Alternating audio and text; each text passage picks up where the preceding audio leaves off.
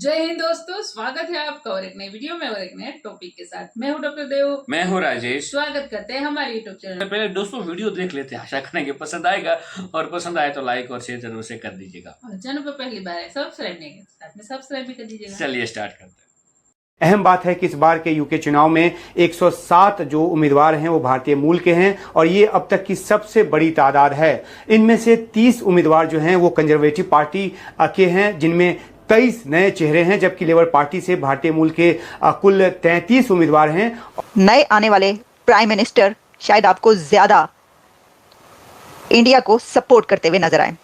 कीयर Starmer जो कि labour party का बॉस है, ये बनेंगे अगले प्रधानमंत्री यूके के। अब लेबर पार्टी ये कह रहा है कि हमें भारत के साथ आगे और अपने ताल्लुकात ले जाने हैं। जो फ्री ट्रेड एग्रीमेंट है, जो कि चुनावों की वजह से इनकी रुक गई थी और काफी सालों से जो कंजर्वेटिव पार्टी थी वो नहीं कर पाई थी, इन्होंने ये बोला है कि हम फ्री ट्रेड एग्रीमेंट कर देंगे इस साल के अंत तक। दुनिया में ये बात की जा रही है कि दुनिया में ग्रेट पावर्स, बड़ी ताकतें तो मौजूद हैं, लेकिन इस वक्त जो इंटरनेशनल सिस्टम का फैसला करने जा रहे हैं वो मिडिल पावर्स हैं और भारत जो है उनमें सरे फहरिस्त है। दुनिया इंडिया को मिडिल पावर कह रही है, लेकिन India itself calling itself as a aspiring great power. America में भी वाइस प्रेसिडेंट हिंदू ओरिजिन या इंडियन ओरिजिन से नहीं है। अगर ये देखा जाए तो बिल्कुल है। इसी तरीके से पूरी दुनिया में कई एक लीडरशिप में हमें नजर आता है, क्योंकि इंडियंस डोमिनेट कर रहे हैं पूरी दुनिया में। उनका ये कहने का मतलब है कि ये तो कुछ भी नहीं है। एफटीए जिसको इतना हुआ बना रखा है पुरानी पार्टी ना, हम ये तो करेंगे ही करेंगे, हम इसको और आगे ले जाएंगे। इन्होंने यहां तक बोला है कि जो फ्री ट्रेड एग्रीमेंट है यूके और इंडिया के बीच में, उसमें जो एफटीए है फ्री ट्रेड एग्रीमेंट, वो फ्लोर है, वो सीलिंग नहीं है, यानी कि वो सिर्फ फर्श है, वो छत नहीं है। छत तो अभी पहुंचना है हमें। नरेंद्र मोदी ने ब्रिटेन के आम चुनाव में शानदार जीत के लिए कीयर स्टारमर को हार्दिक बधाई दी और शुभकामनाएं भी दी। उन्होंने कहा कि भारत और ब्रिटेन सभी क्षेत्रों में रणनीतिक साझेदारी को और मजबूत करेंगे, आपसी विकास और समृद्धि को बढ़ावा देंगे। इस सकारात्मक और रचनात्मक सहयोग की उम्मीद करता हूँ। जय हिंद दोस्तों, यूके के आम चुनाव में ऋषि सुनक भारतीय मूल के प्रधानमंत्री जो थे, उनकी पार्टी तो हार गई, लेकिन संसद में, यूके के संसद में भारतीयों की संख्या बढ़ने वाली है। जी हाँ दोस्तों, इस बार लगभग 103 के आसपास भारतीय मूल के उम्मीदवार इस चुनाव में खड़े हुए थे और 103 में से लगभग 33 के आसपास भारतीय मूल के लोग संसद में पहुंचेंगे, पार्लियामेंटेरियन बन के सांसद बन। लगभग 630 के आसपास संसद के टोटल सदस्य होते हैं, जिसमें से 33 भारतीय मूल के सदस्य होंगे। इवन तो ऋषि सुनक बेशक हार गए, लेकिन अपनी सीट उन्होंने बचा ली है, तो वो भी संसद में रहेंगे। और जो ये लेबर पार्टी है जो जीती है, बताया जा रहा है कि वो बहुत समय से चाहते हैं कि भारत के साथ फ्री ट्रेड एग्रीमेंट हो और भी भारत के साथ रिश्ते सुधारे जाए। दोस्तों मैं आपको बताता चलूं, इस समय ब्रिटेन की जो मेजर कंपनीज है, भारत उनमें बहुत बड़ा शेयर होल्डर्स है और चाइना के बाद ब्रिटेन में सबसे बड़ा इन्वेस्टर भी भारत है। और ब्रिटेन में बहुत सारी कंपनीज को हमारे अडानी, अंबानी, रतन टाटा जी ये सब ऑन करते हैं। तो ब्रिटेन में भारत की काफी हैवी इन्वेस्टमेंट है और ब्रिटेन में भारत के काफी ज्यादा लोग भी हैं भारतीय मूल के, और अब संसद में भी पहुंच गए। जो स्टारमर हैं वो प्रो इंडिया कहे जाते हैं। अब प्रो इंडिया कहे जाते हैं या उनकी जो सोच है वो प्रो इंडियन है।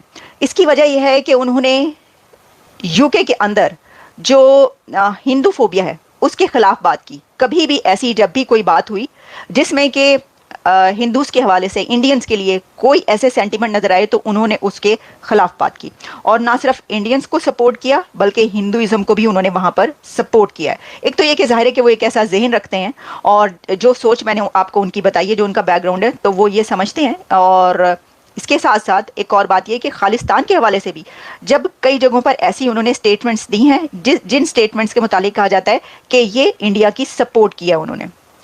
तो कीयर स्टारमर कि एक और चीज़ भी मैं आपको ये बताऊं कि अब मिस्टर स्टारमर के दौर में ही इंडिया और यूके का फ्री ट्रेड एग्रीमेंट होगा।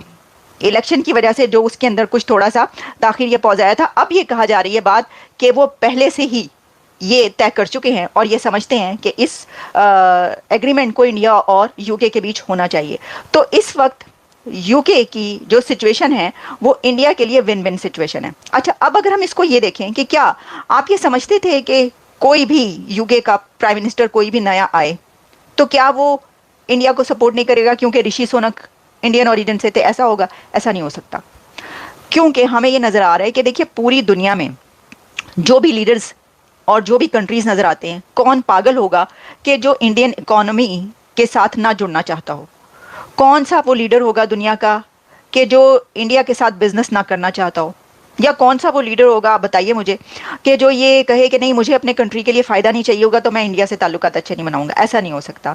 कोई भी आता, और अब क्योंकि सर स्टारमर प्राइम मिनिस्टर बनने लगे हैं तो वो तो पहले से ही, जो मैंने आपको कहा कि काफ़ी इस तरह की सोच रखते हैं, उनकी कई बैकग्राउंड ऐसा है, कई स्टेटमेंट्स वो ऐसे दे चुके हैं। जैसे कि उन्होंने ये भी कहा था एक दफ़ा कि there is absolutely no place for Hinduphobia UK के लिए।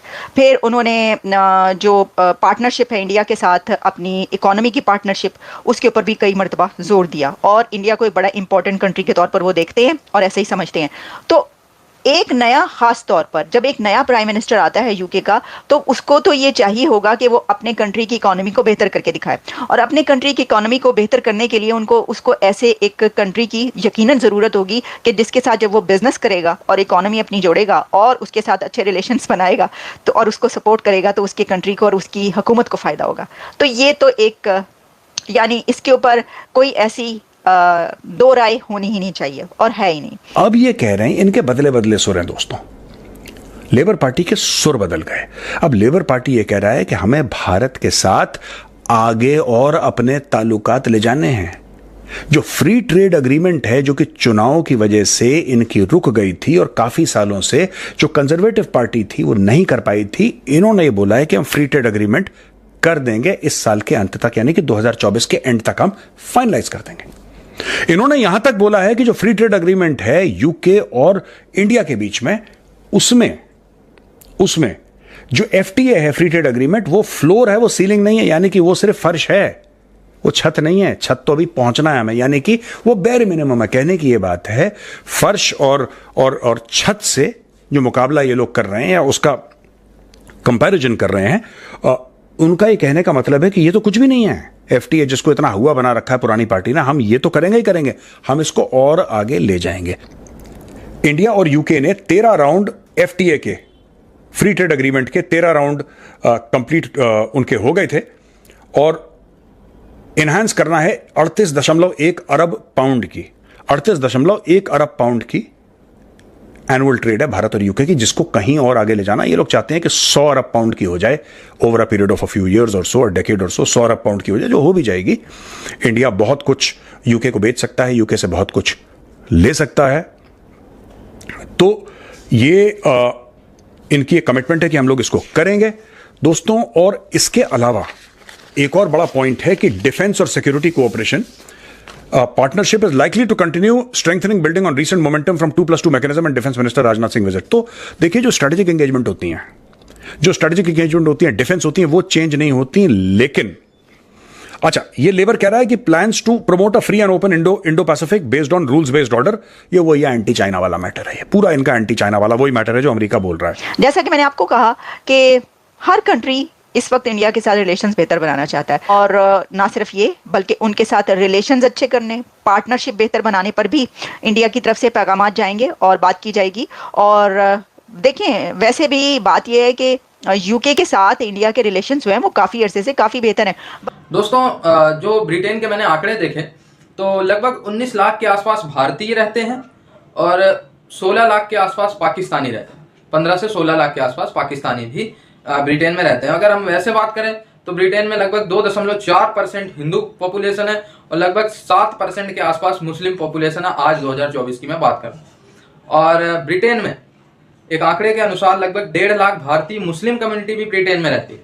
तो भाई काफ़ी ज़्यादा ब्रिटेन में प्रेजेंस है भारतीयों का, और उसका इम्पैक्ट अब आम चुनावों में दिखना शुरू हो गया। हालांकि ये चीज़ और मैं बताता हूँ, पाकिस्तानी मूल के लोग भी ब्रिटेन के संसद में पहुंचे। 33 भारतीय, 9 पाकिस्तानी और 4 और ओवरसीज मूल के लोग जो है पहुंचे, जो थे तो किसी और देश के लेकिन ब्रिटेन के नागरिक बन गए और कई सालों से ब्रिटेन में रह रहे, या ब्रिटेन में ही पैदा हुए, उनके माँ बाप कहीं और से आए थे, जैसे भारत से आए हों लेकिन वो ब्रिटेन में। सो इस तरीके से भारतीय रिप्रेजेंटेटिव भी ठीक ठाक मात्रा में पहुंच चुके हैं ब्रिटेन की संसद में। पाकिस्तानियों का रोना धोना ये चालू है कि भारतीय जो है पैसों का इन्फ्लुएंस दिखा के, और मुस्लिम एकजुट नहीं है, हिंदू एकजुट हो जाते हैं, ये सब ड्रामा कर रहे हैं पाकिस्तानी अपने मीडिया पे। भारत को सुपर पावर बनाने की साजिश हो रही है। यूके में आज 33 यूके के पार्लियामेंट में आज 33 भारतीय हैं, अगले चुनाव में 50 होंगे, फिर 60 होंगे। इसी तरीके से भारतीयों का इन्फ्लुएंस यूके में बढ़ता जाएगा। यूके के लोग भारतीयों को सीरियसली नहीं ले रहे हैं, अगर सीरियसली नहीं लेंगे तो यूके पे भारतीयों का कंट्रोल होगा। ये सब पाकिस्तानियों के ड्रामेबाजी है। सबसे पीसफुल कम्युनिटी पूरी दुनिया जानती है, अगर कोई है तो वो भारतीय। यूएसए में अच्छी खासी मात्रा में, यूएई में है, यूके में, लेकिन कहीं भी आपको रोड पे प्रदर्शन करते हुए हमारे ओवरसीज भारतीय मूल के नहीं दिखेंगे। ठीक है, तो इसीलिए पूरी दुनिया भारतीयों पे ट्रस्ट करती है। थैंक यू दोस्तों, वीडियो को यहाँ तक देखने के लिए। वीडियो दोस्तों यहाँ पे समाप्त करेंगे, आपसे विदा लेंगे, मिलेंगे और अपने वीडियो में आपके साथ। टिल देन, जय हिंद, जय भारत।